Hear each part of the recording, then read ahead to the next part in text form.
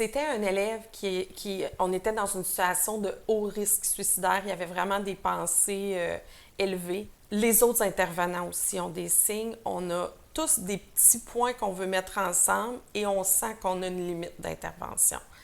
Et c'est là, Caroline, que je me suis tournée vers vous et où vous avez été d'un soutien assez extraordinaire. Je me souviens que ça fait déjà presque 2 ans.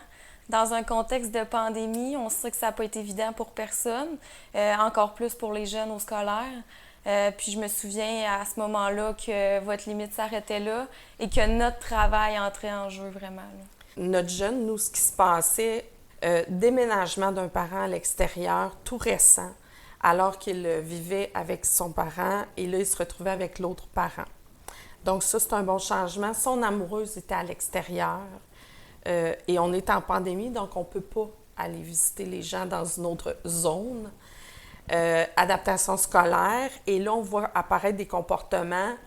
Il ne quitte plus l'école pour aller manger à la maison, alors que c'était tout près. Isolement dans la classe et tarde à quitter la classe. Et là, commence à se confier à son enseignant, commence à se confier, à écrire des mots. Et moi, dans mes rencontres, je vois aussi, parce qu'on est en train de faire une démarche d'orientation, que dans le fond, l'orientation n'est plus le sujet, mais que c'est plus l'organisation de la vie qui est très inquiétante et qui a beaucoup de détresse. Et à un moment donné, la directrice est venue nous voir et là, on était plusieurs à constater des choses et on s'est dit, OK, là, ce n'est plus que se confier à des personnes, c'est vraiment de démontrer à plusieurs qu'il y a des symptômes. Et il y a une journée où on a eu des paroles de je veux plus être ici, je veux quitter, je veux que ça arrête. Et là, c'est moi qui le prends en charge cette journée-là avec son enseignante. Et on a convenu, on a réussi à l'amener à te contacter ensemble. Exactement. On contacte les gens par téléphone. Dans ce contexte-là, on ne pouvait pas rencontrer les gens en face à face. Là, maintenant, on peut. Donc, dans cette situation, c'est clair que j'aurais aimé ça, pouvoir rencontrer la personne en face à face. Mais sinon, le suivi téléphonique a été vraiment bénéfique parce que malgré tout ça, on a été capable de mettre des choses en place. Et toi, de par ton travail, tu as continué à travailler des choses. Fait que c'est vraiment une situation qui a été complémentaire, en plus de faire des références pour que la personne soit suivie avec un suivi psychosocial. Là. Fait que je pense que tous ces services-là mis ensemble, ça a été vraiment un beau travail complémentaire qu'on a arrivé à amener la personne à aller mieux un petit peu. Tu sais, c'est fou de penser qu'on est des enseignants, conseillers en orientation, professeurs, directeurs. On a tous des compétences. Moi, je fais partie d'un autre professionnel. Et là, on est dans l'humain, on est affecté.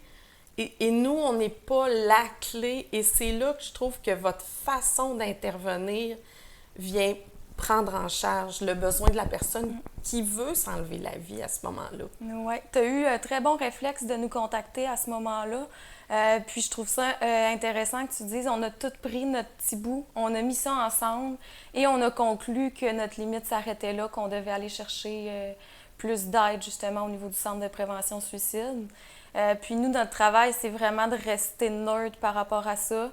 D'aider le plus possible les gens qui nous contactent, de les diriger, leur dire qu'est-ce qu'on va faire, c'est quoi les étapes de l'intervention. Puis là, à ce moment-là, je me souviens que c'est vraiment grâce aux informations que tu nous avais données qu'on a été en mesure d'établir vraiment un bon lien avec la personne. Vous prenez nos nouvelles, on peut vous donner des nouvelles des personnes selon le regard qu'on a nous.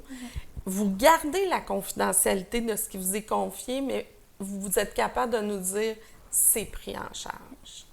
Oui, les proches, les intervenants, c'est vraiment une clé importante dans notre travail. Vous êtes un peu nos yeux, nos oreilles. Puis c'est vraiment un travail d'équipe qu'on fait avec les intervenants. Puis c'est vraiment ça qu'on a fait ensemble, là, un travail d'équipe. Puis quand vous appelez, là, ou quand vous répondez à quelqu'un qui ne va pas bien, partage-nous comment vous faites l'approche, parce que moi, ça m'a beaucoup impressionnée, cette efficacité-là, mais cette délicatesse-là aussi. Nous, on commence vraiment par questionner la personne sur qu'est-ce qui se passe ici, maintenant. Fait que, tu sais, on part pas de loin, on veut pas que la personne raconte son histoire. On y va dans le ici, maintenant, qu'est-ce qui se passe, puis comment on peut aider la personne. Puis surtout, ben on essaye le plus possible de rester calme, surtout quand on a des proches qui sont un peu plus contaminés, ou même des appels de personnes en crise. C'est vraiment l'attitude à avoir, c'est de rester calme. Commencer par poser des questions qui peuvent nous indiquer le niveau de dangerosité. Oui.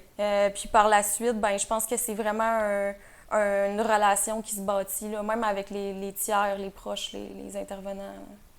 Moi, ça nous a aidé à nous gérer, nous, le réseau. À ce moment-là, c'était au niveau scolaire, de mieux nous dégager, pas nous dégager, mais mieux nous ramener à notre responsabilité d'accompagner un élève, d'être vigilant, mais d'être appuyé sur des gens qui ont l'expertise et qui sont capables d'intervenir. C'est une occasion spéciale aujourd'hui, Marie-Josée, qu'on se rencontre. C'est assez rare qu'on a la chance de le faire et surtout de voir l'impact positif qu'on a eu dans cette situation-là. Donc, c'est vraiment le fun d'entendre ça de ta part.